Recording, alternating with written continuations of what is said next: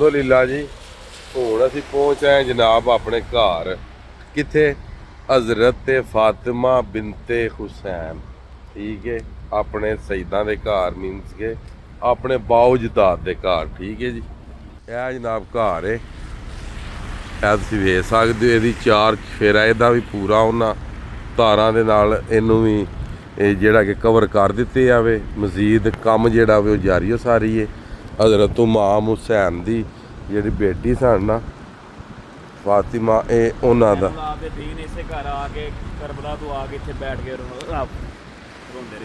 हज़रत ज़ैनुल आबिदीन ਜਿਹੜੇ ਨੇ ਕਰਬਲਾ ਤੋਂ ਆ ਕੇ ਤੇ ਇੱਥੇ ਜਨਾਬ ਰੋਂਦੇ ਰਹੇ ਨੇ। ਇਹ ਵੀ ਹੁਣ ਜਨਾਬ ਕੋ ਬਦਨਸੀਬ ਹੀ ਹੋਵੇਗਾ ਕਿ ਜਿਹੜਾ ਇਹ ਕੂਆ ਵੀਰੇ ਅਹਾਬ ਦੇ ਨਾਮ ਤੇ ਇਸ ਜਗ੍ਹਾ ਤੇ ਜਨਾਬ ਕੂਆ ਵੀਰੇ ਹਬਾਬ ਦੇ ਨਾਮ ਅਹਾਬ ਦੇ ਨਾਂ ਤੇ ਨਾ ਇਸ ਜਗ੍ਹਾ ਤੇ ਜਨਾਬ ਤੇ ਇਹ ਘਰ ਸੀ ਸਰਕਾਰ ਦਾ, ਠੀਕ ਹੈ। ਇਹ ਵੀ ਜਾਲੀਆਂ ਤੁਹਾਨੂੰ ਬਾਹਰੋਂ ਬਾਹਰ ਵਿਖਾ ਦਈਏ ਜੀ। ਇਹ ਵੇਖ ਲਓ ਕਰਬਲਾ ਤੋਂ ਬਾਅਦ ਆ ਕੇ ਇੱਥੇ ਫਿਰ ਉਹ ਜਿਹੜੇ ਨਾ ਜੀ ਰਹੇ ਨੇ ਜੀ ਮਦੀਨਾ ਸ਼ਰੀਫ ਦੀ ਹਜ਼ਰਤ ਜ਼ੈਨੁਲ ਆਬਦੀਨ।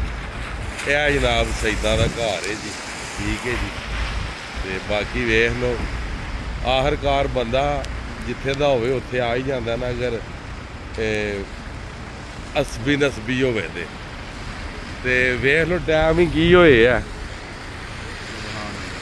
ਤੇ ਕਸਮ ਖੁਦਾ ਅੰਦਰੋਂ ਨਾ ਅੰਦਰੋਂ ਜਿਸ ਤਰ੍ਹਾਂ ਨਹੀਂ ਇੱਕ ਬੰਦੇ ਦੇ ਅੰਦਰੋਂ ਕੋਈ ਹੁੰਦਾ ਕਿ ਬੰਦੇ ਨੂੰ ਖਿੱਚ ਪੈਂਦੀ ਆ ਇਸ ਜਗ੍ਹਾ ਤੇ ਆਇਆ ਤੇ ਅੰਦਰੋਂ ਖਿੱਚ ਪੈਂਦੀ ਕਸਮ ਹੈ, ਠੀਕ ਹੈ।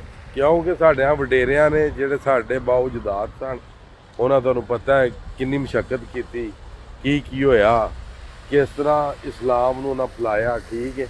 ਤੇ ਮੇਰੀ ਅੱਲਾਹ ਤਾਲਾ ਅੱਗੇ ਦੁਆ ਹੈ ਕਿ ਜਿਹੜੇ ਸਾਡੇ ਬਾਉਜਦਾਦ ਸਨ ਉਹਨਾਂ ਦੇ ਨਕਸ਼ੇ ਕਦਮ ਤੇ ਅੱਲਾਹ ਤਾਲਾ ਦੀ ਜ਼ਾਤ ਸਾਨੂੰ ਚੱਲਣੇ ਦੀ ਤੌਫੀਕ ਅਤਾ ਫਰਮਾਏ, ਠੀਕ। ਤੇ ਸਰਕਾਰ ਜ਼ੈਨੁਲ ਆਬਦੀਨ ਇੱਥੇ ਆਏ ਸਨ ਇਸ ਘਰ ਦੀ ਮਦੀਨਾ ਸ਼ਰੀਫ ਦੇ ਵਿੱਚ।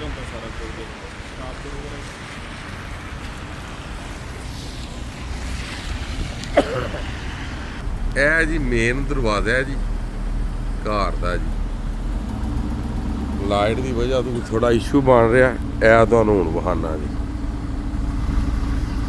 ਇਹ ਜੀ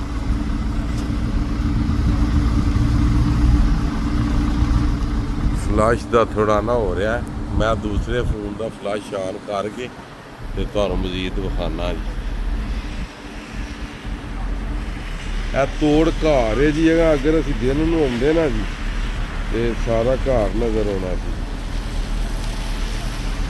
ਇਹ ਵੇਂਦੇ ਹੋ ਆਇਆ ਜੇ ਨਜ਼ਰ ਜੀ, ਇਹ ਸਾਰਾ ਘਰ